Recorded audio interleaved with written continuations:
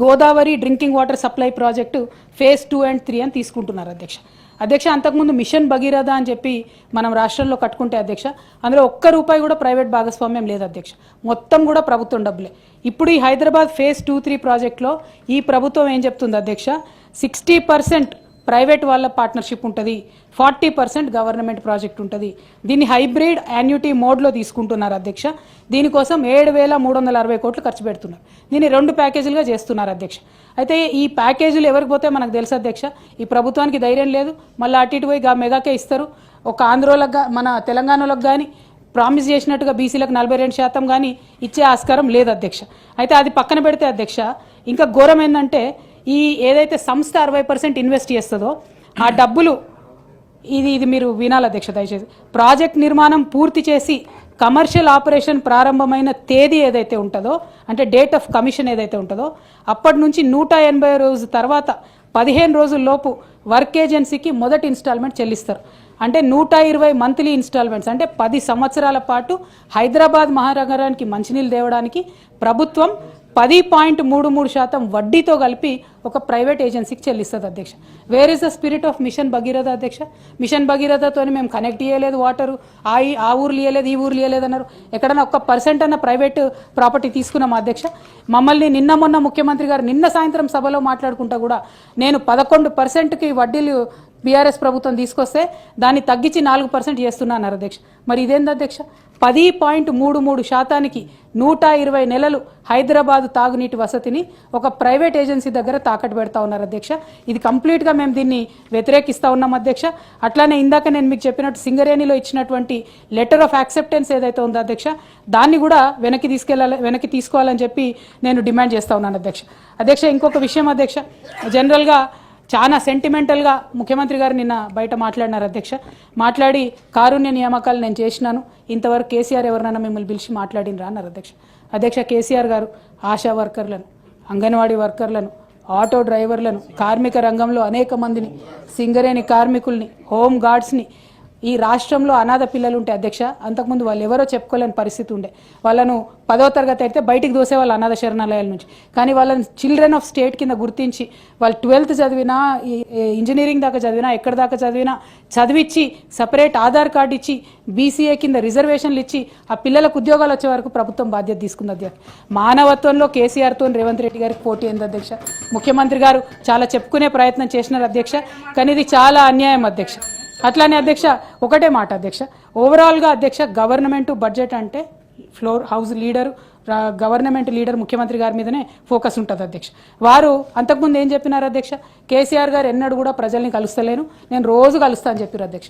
December 7, 2003లో వీళ్ళు అధికారంలోకి వస్తే అధ్యక్ష, డిసెంబర్ 8, 2003 ఒకటే ఒక రోజు రేవంత్ రెడ్డి గారు ప్రజావానికి పోయినారు అధ్యక్ష.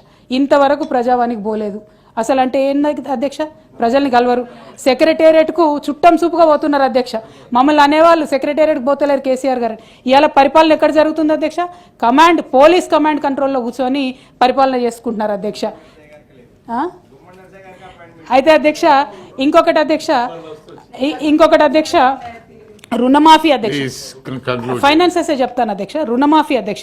రుణమాఫీలో ఇదే ముఖ్యమంత్రి గారు అధ్యక్ష ఆల్మోస్ట్ క్లోజ్ అయిపోతుంది సార్. రుణమాఫీ అధ్యక్ష 39,000 కోట్లతోని రుణమాఫీ చేస్తామని మొదలు చెప్పినారు అధ్యక్ష. తర్వాత 31,000 కోట్లు అని చెప్పి క్యాబినెట్ మీటింగ్ తర్వాత బయటకు వచ్చి చీఫ్ మినిస్టర్ గారే ప్రెస్లో చెప్పినారు అధ్యక్ష. ఫైనలీ ఈ బడ్జెట్లో ఏం చెప్పారు అధ్యక్ష, 20,616 కోట్లు రుణమాఫీ చేసినాం, ఇక మళ్ళీ నెక్స్ట్ బడ్జెట్లో పెట్టమని చెప్పేసినారు అధ్యక్ష. అంటే డైరెక్ట్గా సగం మందికే రుణం మాఫీ చేసినారని బడ్జెట్ ద్వారా ఈ ప్రభుత్వం ఒప్పుకున్నందుకు వారికి నేను కంగ్రాచులేషన్స్ చెప్తా ఉన్నాను అధ్యక్ష. అట్లనే అధ్యక్ష అప్పుల విషయంలో ఇప్పటివరకు నేను చెప్పినాను అధ్యక్ష, మీకు ఫార్వర్డ్ చేస్తాను. వీళ్ళు చెప్పినటువంటి అబద్ధాలు బయటపడ్డాయి.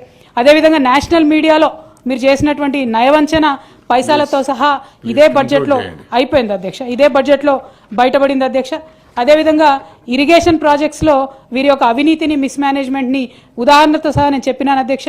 సింగరేణిలో వీళ్ళు ఎట్లా దోపిడీ చేస్తున్నారు, ఆ సంస్థను ఎట్లా నిర్వీర్యం చేస్తున్నామో చెప్పినాం అధ్యక్ష.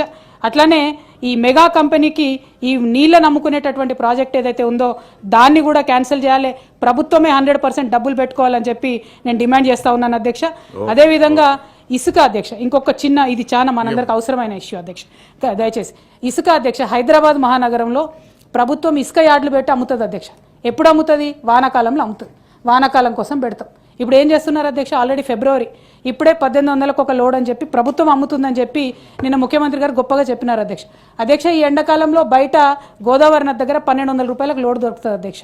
తెచ్చుకుంటారు, టన్ను దొరుకుతుంది. అది ఇక్కడ, థ్యాంక్ యూ అన్న కరెక్టింగ్, 1800కు 2000కి ఇక్కడ వీళ్ళు అమ్మడం అన్నది దారుణం అధ్యక్ష.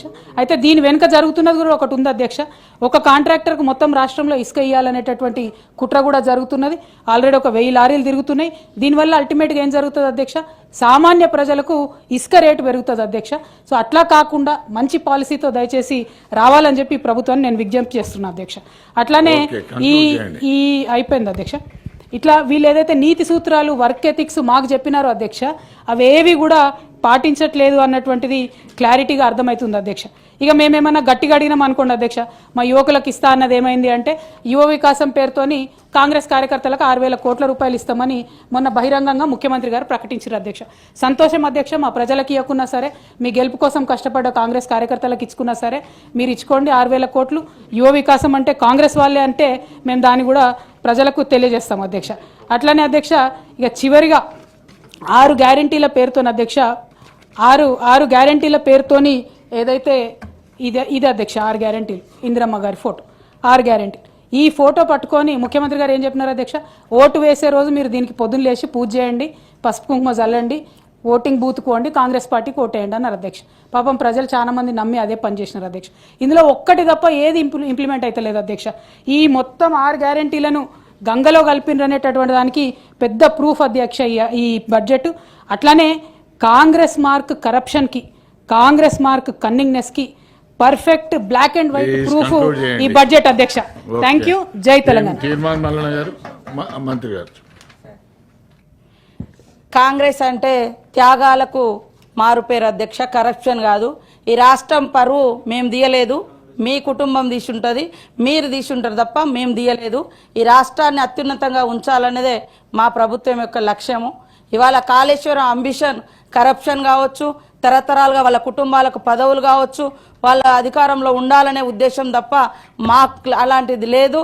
అలాంటి ఏవైతే ఎలిగేషన్స్ పెట్టిరో అవి కవిత గారు వెనుకకు తీసుకోవాలని కోరుతా ఉన్నా సార్. మహిళల గురించి గొప్పగా చెప్తా ఉన్నారు. మొదటి 5 సంవత్సరాలలో కనీసం మహిళలకు మంత్రివర్గంలో పదవులే ఇవ్వలేదు. అభయాస్తం కష్టపడి మహిళలు 500 జమ చేసుకున్న 1800 కోట్లు కూడా మీ ప్రభుత్వం వచ్చినాక అవి మొత్తం వాడుకొని వాళ్ళను ఎగ్గొట్టినటువంటి పరిస్థితి. పావుల వడ్డీ కూడా మీరు ఇవ్వలేదు, ఎగ్గొట్టిపోయారు. ఈరోజు మేము చేస్తూ ఉంటే ఏం చేయడం లేదు, ఏం చేయలేదని మాట్లాడుతున్నారు. అదేవిధంగా ఇరిగేషన్కు తగ్గించారు అంటున్నారు. నీళ్లు మొత్తం మీరున్నప్పుడే కాలువలై పారుతున్నాయని అన్నారు. ఇంకా ఇరిగేషన్ ఎక్కడ మొత్తం మీరు కట్టినాం, మేము కాలువలలో నీళ్ళు ఇచ్చినాం, ఇప్పుడు కన్నీళ్లు గారుస్తున్నారు అనడం ఎంతవరకు తప్పు, ఎంతవరకు కరెక్టు?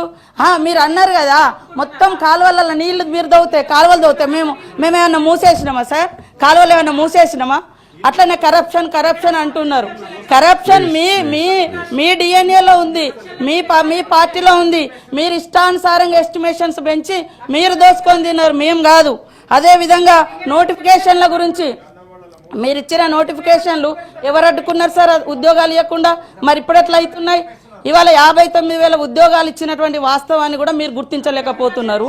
ఇవాళ కారుణ్య నియామకాలంటే చనిపోయిన వాళ్ళ గురించి కనీసం మీరు పట్టించుకోలేదని నిన్న మాట్లాడండి సీఎం గారు. 7-8 సంవత్సరాల నుంచి పెండింగ్లో ఉంది.